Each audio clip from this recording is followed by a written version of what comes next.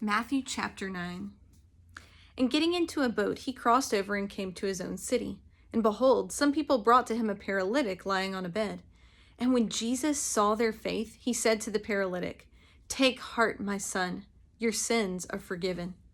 And behold, some of the scribes said to themselves, "This man is blaspheming."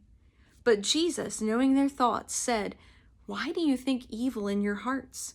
For which is easier to say, 'Your sins are forgiven,' or to say, 'Rise and walk'? But that you may know that the Son of Man has authority on earth to forgive sins," he then said to the paralytic, "Rise, pick up your bed, and go home." And he rose and went home. When the crowd saw it, they were afraid, and they glorified God who had given such authority to men. As Jesus passed on from there, he saw a man called Matthew sitting at the tax booth, and he said to him, "Follow me." And he rose and followed him. And as Jesus reclined at table in the house, behold, many tax collectors and sinners came and were reclining with Jesus and his disciples. And when the Pharisees saw this, they said to his disciples, "Why does your teacher eat with tax collectors and sinners?" But when he heard it, he said, "Those who are well have no need of a physician, but those who are sick. Go and learn what this means. I desire mercy and not sacrifice, for I came not to call the righteous, but sinners." Then the disciples of John came to him, saying, "Why do we and the Pharisees fast, but your disciples do not fast?" And Jesus said to them, "Can the wedding guests mourn as long as the bridegroom is with them? The days will come when the bridegroom is taken away from them, and then they will fast. No one puts a piece of unshrunk cloth on an old garment, for the patch tears away from the garment, and a worse tear is made.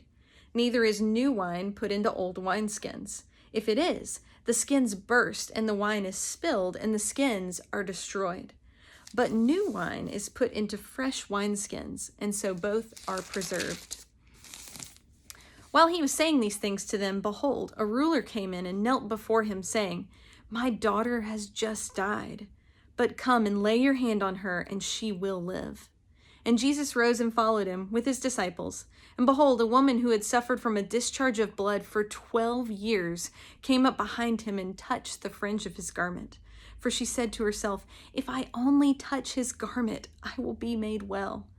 Jesus turned, and seeing her, he said, "Take heart, daughter, your faith has made you well."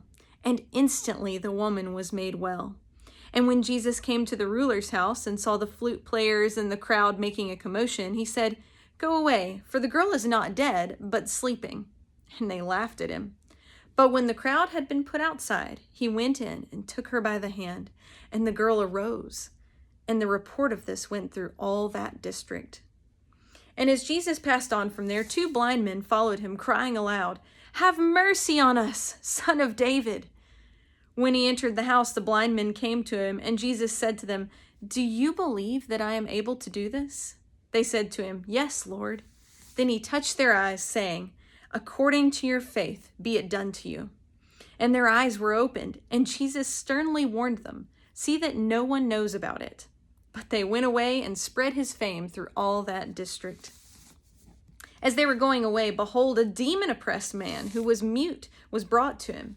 And when the demon had been cast out, the mute man spoke. And the crowds marveled, saying, "Never was anything like this seen in Israel." But the Pharisees said, "He casts out demons by the prince of demons." And Jesus went throughout all the cities and villages, teaching in their synagogues and proclaiming the gospel of the kingdom and healing every disease and every affliction. When he saw the crowds, he had compassion for them, because they were harassed and helpless, like sheep without a shepherd. Then he said to his disciples, "The harvest is plentiful, but the laborers are few. Therefore pray earnestly to the Lord of the harvest to send out laborers into his harvest."